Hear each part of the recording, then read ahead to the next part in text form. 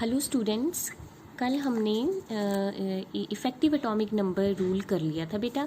आज हम next topic करेंगे Werner's theory of coordination compound. ठीक है बेटा।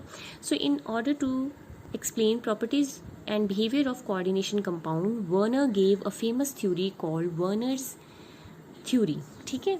कोऑर्डिनेशन कंपाउंड के बिहेवियर को स्टडी करने के लिए वर्नर ने एक फेमस थ्योरी दी जिसका नाम था वर्नर्स कोऑर्डिनेशन कंपाउंड थ्योरी। उसके मेन पॉइंट क्या थे? In a coordination compound central metal exhibit two types of valency. कहता है कोई भी कोऑर्डिनेशन कंपाउंड है जो सेंट्रल मेटल है, सेंट्रल मेटल होता है ब्रैकेट के अंदर जो मेटल और लिगेंड है, उसमें जो मेटल है that is called central metal. Central metal दो तरह की वैलेंसी एग्जिबिट करता है। एक होती है बेटा प्राइमरी वैलेंसी जिसे कहते हैं आयनाइजेबल वैलेंसी। प्राइमरी वैलेंसी वो होती है जिसके आयन बने, तो इसे कहते हैं आयनाइजेबल वैलेंसी। और दूसरी होती है ionizable valency, oxidation state decide करती है। तो प्राइमरी वैलेंसी को क्या कहते हैं बेटा? Ionization valency as well as oxidation state. और दूसरी होती है सेकेंडरी वैलेंसी। सेकेंडरी वैलेंसी को नॉन आयनाइजेबल वैलेंसी या कोऑर्डिनेशन नंबर कहते हैं, क्योंकि secondary valency coordination number decide करती है। ठीक है। तो वर्नर ने कहा कि कोई भी कोऑर्डिनेशन कंपाउंड में सेंट्रल मेटल दो तरह की वैलेंसी शो करता है। एक होती है primary valency. Primary valency oxidation state को रिप्रेजेंट करती है और वो आयनाइजेबल होती है। आयनाइजेबल मतलब उसके आयंस बन जाते हैं। और सेकेंडरी वैलेंसी जो होती है वो नॉन आयनाइजेबल वैलेंसी होती है और वो कोऑर्डिनेशन नंबर को रिप्रेजेंट करती है। ठीक है बेटा। Primary valency is a normal combining capacity of metal. जो प्राइमरी वैलेंसी है वो मेटल की नॉर्मल कंबाइनिंग कैपेसिटी को दर्शाती है during formation of its salt. Salt की फॉर्मेशन के दौरान मेटल की नॉर्मल कंबाइनिंग कैपेसिटी कितनी है उसको बताती है। बेसिकली ऑक्सीडेशन स्टेट को बताती है, ऑक्सीडेशन स्टेट कितनी है। जैसे copper sulphate, AgCl, scandium chloride. Copper sulphate में कॉपर कितने सल्फेट के साथ जुड़ा है? कॉपर सल्फेट पे -2, तो कॉपर पे बेटा +2 चार्ज आएगा। तो कॉपर जो है +2 इसकी जो है ऑक्सीडेशन स्टेट आएगी। सिल्वर की +1 आएगी, स्कैंडियम की +3 आएगी। ठीक है। तो इन्होंने लिखा है primary valency of copper is +2, silver is +1, scandium is +3। मतलब जितनी उनकी ऑक्सीडेशन स्टेट आई है वो उनकी प्राइमरी वैलेंसी है। सेकेंडरी वैलेंसी होती है कि मेटल ने लीगेंड के साथ कितने कोऑर्डिनेट बॉन्ड बनाए हैं। सेंट्रल मेटल ने कितने कोऑर्डिनेट बॉन्ड लीगेंड के साथ बनाए हैं। Secondary valency is the total number of coordinate bonds formed by all the ligand with central atom. ठीक है। तो प्राइमरी वैलेंसी ऑक्सीडेशन स्टेट बताती है, सेकेंडरी वैलेंसी कोऑर्डिनेट बॉन्ड बताती है। Every metal satisfied both its primary as well as secondary valency. कहता है हर एक मेटल जो है दोनों वैलेंसी सेटिस्फाई करते हैं, प्राइमरी भी और सेकेंडरी भी। ठीक है। Ligand satisfy secondary valency occupy definite position in space so they decide geometry. कहता है जो लीगेंड सेकेंडरी वैलेंसी को सेटिस्फाई कर रहा होता है वो ज्योमेट्री डिसाइड करता है। ठीक है। इसका मतलब सेकेंडरी वैलेंसी आपको शेप भी बताती है। एक तो कोऑर्डिनेशन नंबर बताती है और क्या बताती है? शेप। ज्योमेट्री मतलब शेप। अगर सेकेंडरी वैलेंसी 6 है तो शेप क्या होगी? ऑक्टाहेड्रल। अगर सेकेंडरी वैलेंसी 4 है तो ज्योमेट्री या शेप क्या होगी? टेट्राहेड्रल या स्क्वायर प्लेनर। तो सेकेंडरी वैलेंसी कोऑर्डिनेशन नंबर के साथ साथ ज्योमेट्री भी डिसाइड करती है कि कितनी ज्योमेट्री होगी, ऑक्टाहेड्रल होगी, टेट्राहेड्रल होगी या स्क्वायर प्लेनर होगी। सेकेंडरी वैलेंसी को हमेशा बोल्ड लाइन से रिप्रेजेंट करते हैं। ठीक है। और प्राइमरी वैलेंसी को हमेशा डॉटेड लाइन से रिप्रेजेंट करते हैं। फॉर एग्जांपल अगर देखो ये लिखा हो कोबाल्ट NH3 और ब्रैकेट के बाहर Cl3, तो ब्रैकेट के अंदर जो लीगेंड है वो सेकेंडरी वैलेंसी सेटिस्फाई करेगा, जो ब्रैकेट के बाहर लीगेंड है वो प्राइमरी वैलेंसी सेटिस्फाई करेगा। तो जो अमोनिया है वो सेकेंडरी वैलेंसी सेटिस्फाई करेगा, उसे बोल्ड लाइन से ड्रॉ करेंगे। देखो कोबाल्ट के अराउंड अमोनिया को बोल्ड लाइन से रिप्रेजेंट किया है। ठीक है जी। और 6 अमोनिया है।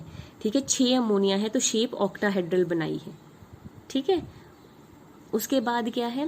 3 क्लोरीन है तो क्लोरीन ब्रैकेट के बाहर हैं, ये प्राइमरी वैलेंसी को सेटिस्फाई कर रहे हैं, तो इनको हमने डॉटेड लाइन से बनाए हैं। जो प्राइमरी वैलेंसी को सेटिस्फाइड करते हैं उनको डॉटेड लाइन से। अब इस केस में देखो 5 अमोनिया और 1 क्लोरीन ब्रैकेट के अंदर है, तो 5 अमोनिया और जो क्लोरीन है उसको भी बोल्ड लाइन से बनाया है।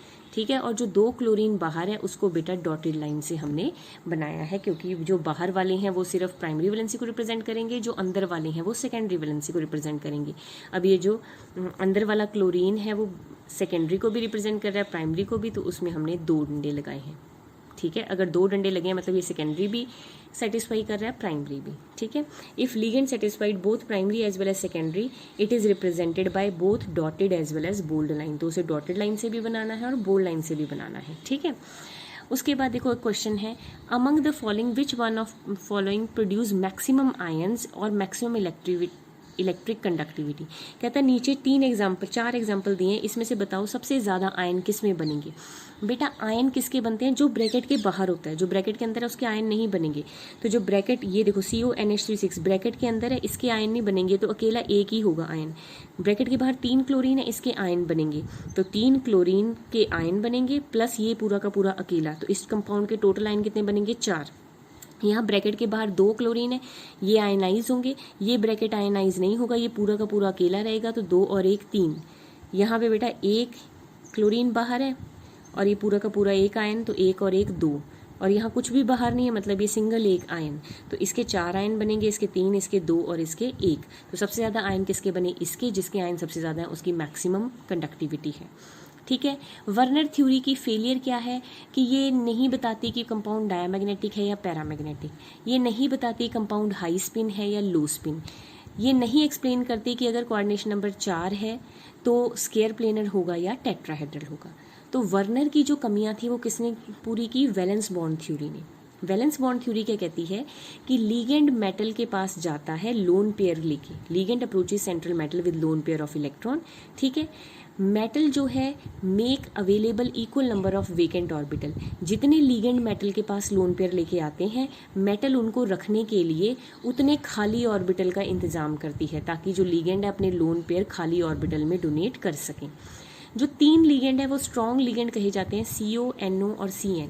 अगर ये 3 लीगेंड आएंगे तो हमेशा पेयरिंग होगी, विल कॉज पेयरिंग, ये हमेशा अनपेयर्ड इलेक्ट्रॉन को पेयर्ड कर देंगे। ठीक है जी, ये हमेशा पेयरिंग ऑफ अनपेयर्ड इलेक्ट्रॉन कर देंगे and result in formation of low spin complex. ठीक है बेटा, अगर पेयरिंग हो जाए मतलब 2 इलेक्ट्रॉन इकट्ठे एक ऑर्बिटल में आ जाएं, तो बेटा क्या हो जाएगा, अब ये पूरी तरह से स्पिन नहीं कर सकते, स्पिन मतलब घूम नहीं सकते, क्योंकि अब दोनों एक ऑर्बिटल में आ गए, तो ये क्या कर बनाएंगे, लो स्पिन कॉम्प्लेक्स। ठीक है।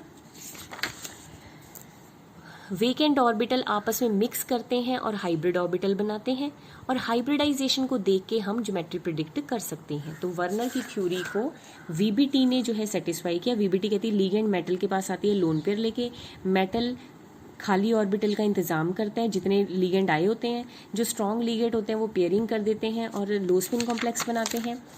फिर जो लीगेंड है आपस में इंटरमिक्सिंग करके हाइब्रिड ऑर्बिटल बनाएंगे, और हाइब्रिडाइजेशन को देख के हम ज्योमेट्री बता सकते हैं। कैसे बता सकते हैं, +1 में आपने किया होगा, अगर हाइब्रिडाइजेशन SP है मतलब 2 बॉन्ड बन रहे हैं तो ज्योमेट्री क्या होगी, लीनियर। अगर हाइब्रिडाइजेशन SP2 है मतलब कि 3 बॉन्ड बन रहे हैं, 1 S और 2 P, तो ज्योमेट्री होगी प्लेनर ट्राइगनल। अगर हाइब्रिडाइजेशन SP3 है, 1 S का 3 P का, टोटल 4 हो गए, तो ज्योमेट्री होगी टेट्राहेड्रल। अगर बेटा P में 3 जाने की बजाय P में 2 जाते हैं और एक इलेक्ट्रॉन D में चला जाता है, sp2 और D में चला जाता है, P में 3 ना जाके P में 2 चले जाएंगे और एक D में चला जाएगा, तब भी टोटल 4 ही हुए, D का 1, S का 1, P के 2। तब बेटा, या फिर ऐसे S का 1, P के 2, D का 1, चाहे D पहले भर जाए चाहे D बाद में भर जाए, तो ज्योमेट्री होगी स्क्वायर प्लेनर। ठीक है। उसके बाद अगर S में 1, P में 3 मैक्सिमम जा सकते हैं, जब P भर जाएगा तो किस में जाएंगे, D में, sp3d, या अगर D सबसे पहले भर जाए तो dsp3। तो ज्योमेट्री होती है ट्राइगनल बाय पिरामिडल, क्योंकि 5 बॉन्ड बन रहे हैं। अगर sp3d2 हो जाए तो ज्योमेट्री ऑक्टाहेड्रल, क्योंकि 6 बॉन्ड बन रहे हैं। अगर sp3d3 हो जाए तो ज्योमेट्री पेंटागनल बाय पिरामिडल, क्योंकि 7 बॉन्ड बन रहे हैं। ठीक है। तो ये ज्योमेट्रीज तो आपने +1 में भी पढ़ी हुई हैं। क्वेश्चन ये आता है कि D के 5 ऑर्बिटल होते हैं, dx² - y², dz², dxyz, dyz, dzx। तो जो sp2d होती है उसमें D का कौन सा ऑर्बिटल यूज होता है, x² - y²। जो sp3d है उसमें D का कौन सा ऑर्बिटल यूज होता है, dz²। जो sp3d2 है इसमें ये जो 2 D हैं ये कौन से यूज होते हैं, x² - y² और dz²। जो sp3d3 है इसमें जो D के 3 ऑर्बिटल हैं वो कौन कौन से यूज होते हैं, xy, yz और zx। चाहे D बाद में भर दो चाहे D पहले भर दो, ये मैं आपको बताऊंगी जब मैं स्ट्रक्चर करवाऊंगी। तो इस तरह से दिस इज VBT के बेसिस पे आपको वर्नर थ्योरी की सारी लिमिटेशन आप फुलफिल कर देते हैं। थैंक यू बेटा।